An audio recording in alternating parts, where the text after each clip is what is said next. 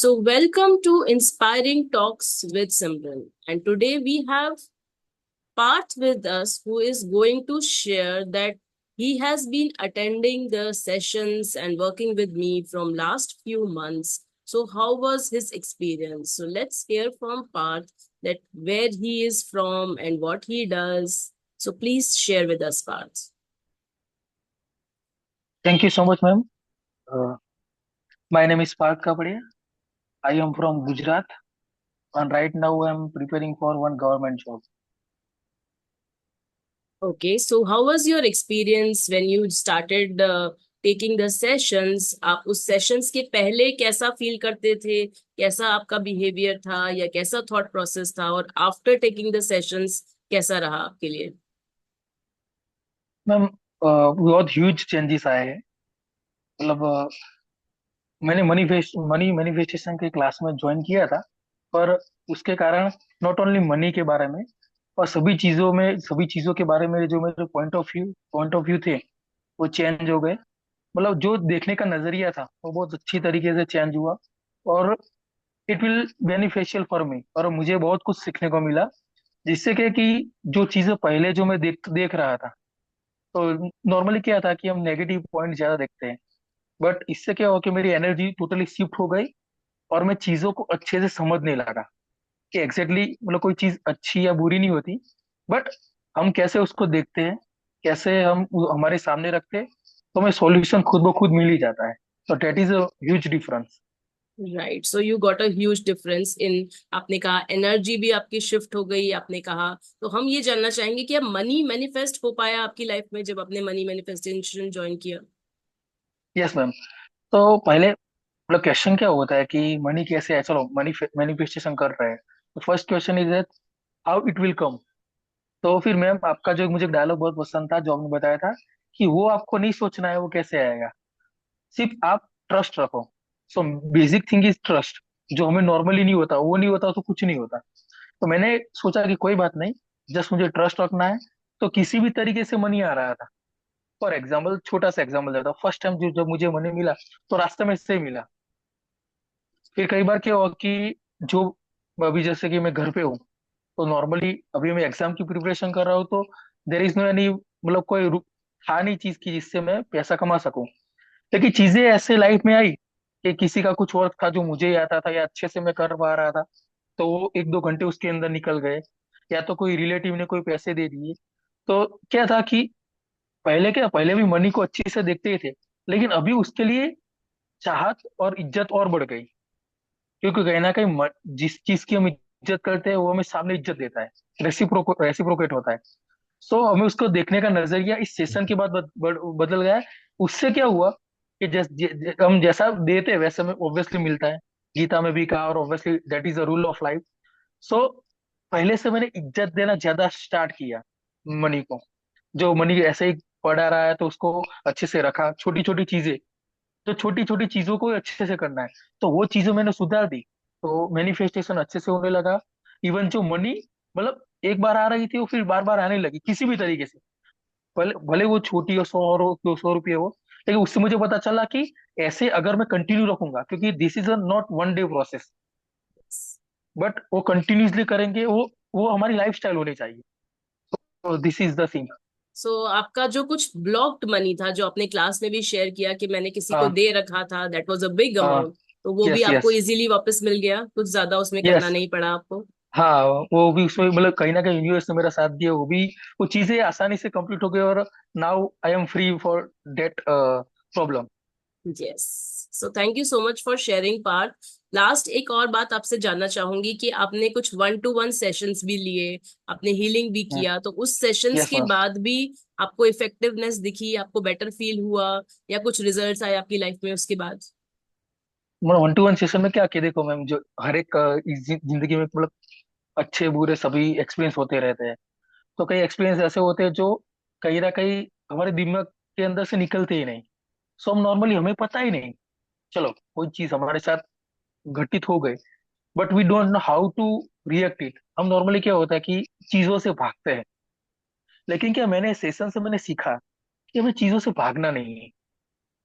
देखो कोई भी मतलब जैसे कि हम खुश होते हैं तो उसको फील करता है। तो you have to feel sadness, you have to feel, भले आप एग्जॉस्ट हो जा रहे हो, भले आपके लिए तो प्रॉब्लम आ रही है, बट एक्सेप्ट। तो जो चीज आपकी सेशन से मैंने इसे एक्सेप्ट करो। जैसे मैंने एक्सेप्ट किया, तो क्या है कि चीजें वहां से 50% मतलब शिफ्ट हो गई कि चलो कोई बात नहीं, it's okay to be not okay. तो हर मेरे माइंड में ये चीज आता है कि it's okay to be not okay. चलो आज ओके नहीं, कोई बात नहीं, अगर नॉट ओके होगा तभी ओके होगा, और ओके था तभी नॉट ओके होगा। तो फिर मैंने अभी उसके एज अ मतलब उसको मैंने ज्यादा भाव नहीं दिया कि चलो इट्स ओके तुम आ रहे हो, कोई बात नहीं, मैं फील कर रहा हूँ, इट्स ओके। अभी फॉर एग्जाम्पल मुझे रोना आ रहा है या तो मैं सैड हूँ, कोई बात नहीं, चलता है। This is just part of life. पहले हम क्या सोचते थे, मतलब मैं भी क्या सोचता था कि अभी कोई भी प्रॉब्लम आई तो क्या अभी क्या होगा। तो फिर पता चला कि ये सिर्फ लाइफ का एक छोटा सा एक पेज है। जैसे मुझे बुक्स रीड करने में बहुत मजा आता है, तो एज अ और मैं राइटर भी हूँ, तो मैंने वो चीजें देखी कि दैट इज वन पेज। और एक पेज में अगर कोई चीज अच्छी नहीं आई, जो हमारे तरह से नहीं हो, तो नेक्स्ट पेज में अच्छी होगी। और ना भी है तो कोई इश्यू नहीं, 10 पेज के बाद होगी। तो वो तो होता रहता है, दैट इज अ साइकिल। अगर वो चीजें बुरी नहीं होगी, तो अच्छी चीजों का वैल्यू भी पता नहीं चलेगा। सो बेसिकली वो जरूरी है, मैंने वो चीज समझ ली कि दुखी होना भी जरूरी है कई बार।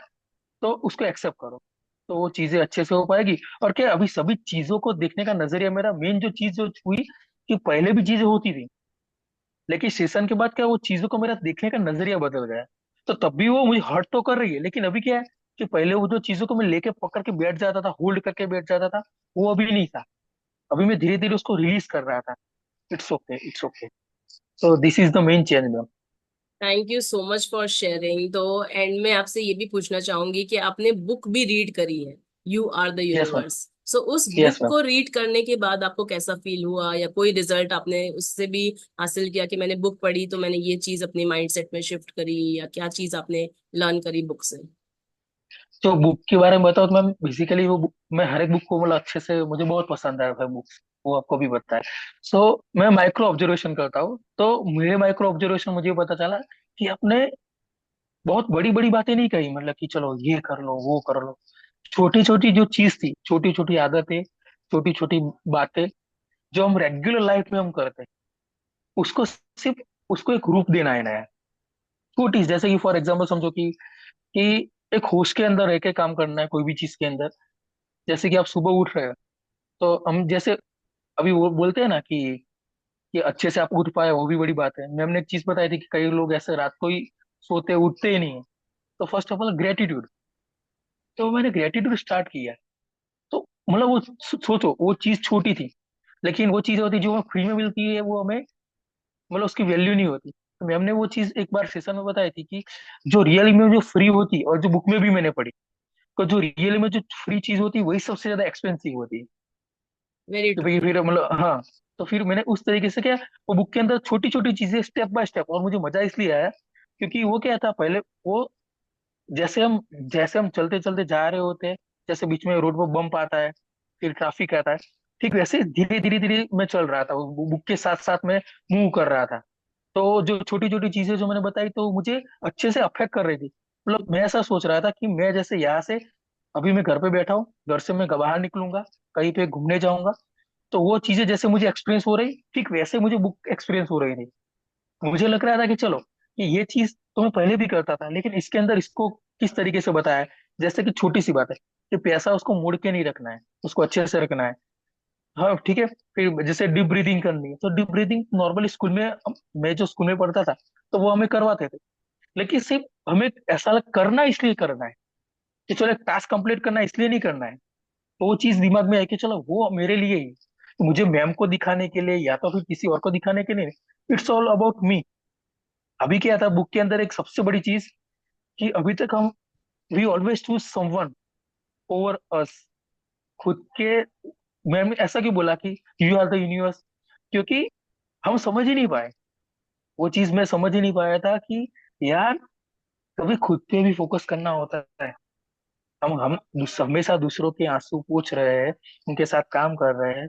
तो देखो तो सही आप खुद कैसे हो। अगर हम खुश नहीं है और हम अच्छे से नहीं रह रहे हैं, तो फिर how can we heal someone. Yes. और फिर वो क्या फेक लगेगा, वो चीज फिर फेक लगेगी। सो ये बहुत सारी चीजें मुझे बुक के अंदर बहुत मजा आया। तो मैं बुक पढ़ने के बाद I am totally amazed.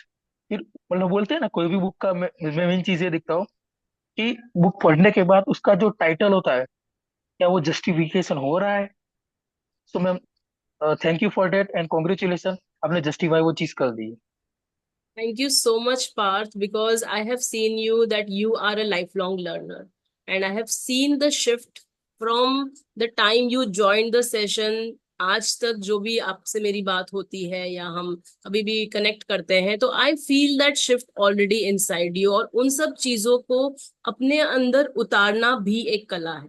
So I would appreciate you कि आपने जैसे थैंक यू। भी इन सब चीजों को प्यार से लिया, एक्सेप्ट किया, और अपने ऊपर वो जो काम किया। I'm so proud of you, Parth. So thank you so thank much for this session today, and we will talk later. Thank you so much. Thank you so much ma'am, thank you so much. Okay. Okay.